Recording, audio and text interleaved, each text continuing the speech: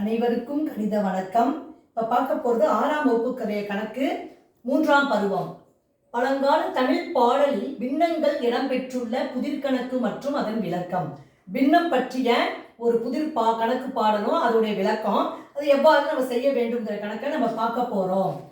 கட்டியால் 8 கட்டி கால் அரை முக்கால் மாற்று வியாபாரி சென்று விட்டார். சிறுபிள்ளை 3 பேர்கள் கட்டியும் புக்குணாது கணக்கிலும் பிசகுணாது கட்டியாய் பகர வல்லார் கணக்கினில் வல்லார் ஆவார். அது அப்படின்னு ஒரு கணக்கு கொடுத்துருக்காங்க.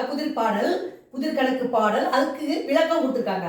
வெள்ளவிற்கும் வியாபாரியிடம் வெவ்வேறு எடை கொண்ட 8 வெள்ளக்கட்டிகள் உள்ளன. 8 வெள்ளக்கட்டிகள் வச்சிருக்காரு. அவை 1/4 கிலோகிராம், அரை கிலோகிராம் மற்றும் 3/4 கிலோகிராம்ல எடை உள்ள வெள்ளக்கட்டி 8 வச்சிருக்காரு. இது எவ்வளவு 3 பிள்ளைகளை அவருக்கு சமமாக பிரித்து கொடுக்க வேண்டும். ஒவ்வொரு எடையிலும் உள்ள வெள்ளக்கட்டிகளின் எண்ணிக்கை கொடுத்திருக்காங்க. அதாவது 1/4 கிலோகிராம்ல 5 வெள்ளக்கட்டியும், அரை கிலோகிராம்ல 2 மற்றும் 3/4 கிலோகிராம்ல 1 வெள்ளக்கட்டியும் வச்சிருக்காரு.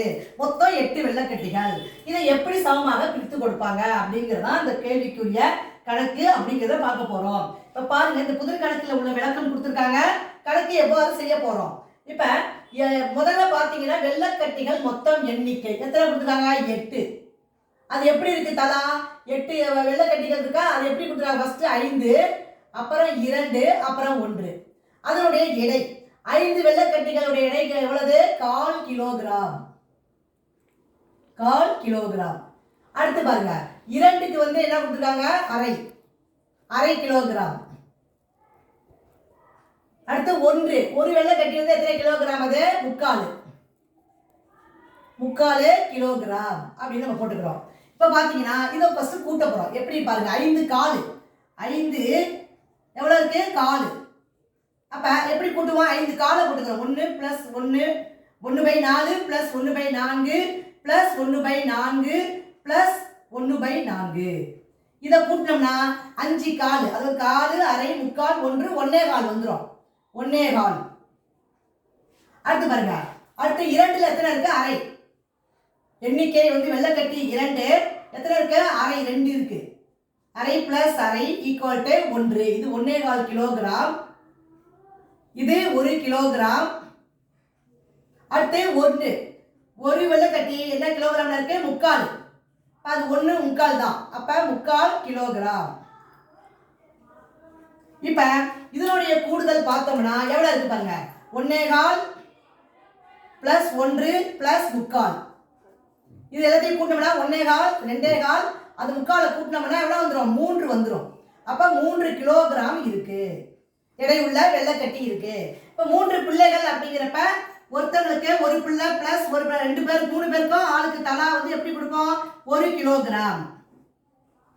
எல்லாருக்குமே 1 கிலோகிராம் + 1 கிலோகிராம் தலா கரெக்டா சமமாக பிரிச்சு கொடுக்க சொல்லியிருக்காங்க. ஒவ்வொரு பிள்ளைகளுக்கும் ஒவ்வொரு கிலோகிராம் பிரிச்சு கொடுக்குறோம்.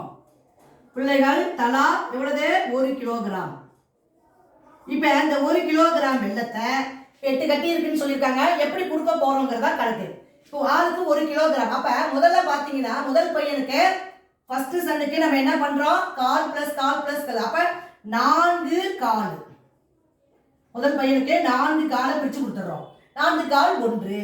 இரண்டாவது பையனுக்கு இதுல மிச்சம் இன்னொரு 1/4 இருக்கு, வெள்ளக்கட்டி இருக்கு. இரண்டாவது பிள்ளைக்கு பாத்தீங்கன்னா 2 அரை கட்டி. அப்ப 4 கொடுத்துருக்கோம். இது 2 இருக்கு. அரையில எவ்வளவு இருக்கு? 2 அரை. இரண்டாவது மகனுக்கு 2 அரை கிலோகிராம் உள்ள வெள்ளக்கட்டியை கொடுத்துறோம். அப்ப மூணாவது மகனுக்கு இப்ப என்ன இருக்கு? 3/4 இருக்கா? இப்ப 3/4ல 1, 3/4ல 1. அடுத்து காலைக்கு ஒரு 1/4 மிச்சம் இருக்கு பாருங்க, அந்த 1/4ல 1. அப்ப சேர்த்தோம்னா 3/4 1/4 சேர்த்தா 1 கிலோ வந்துடும். அப்ப சமமாக பிரித்து கொடுத்தல் என்பது முதல் பிள்ளைக்கு 4/4 கிலோகிராம் வெள்ளக்கட்டியும், இரண்டாவது பிள்ளைக்கு 2 அரை கிலோகிராம் வெள்ளக்கட்டியும், மூன்றாவது பிள்ளைக்கு 3/4ல 1 வெள்ளக்கட்டி 3/4 கிலோகிராம்ல 1, 1/4 கிலோகிராம்ல 1. ரெண்டையும் சேர்த்தா 1 கிடைச்சிடும். இப்படிதான் சமமாக பிரித்து கொடுக்க வேண்டும். புரிஞ்சுங்களா?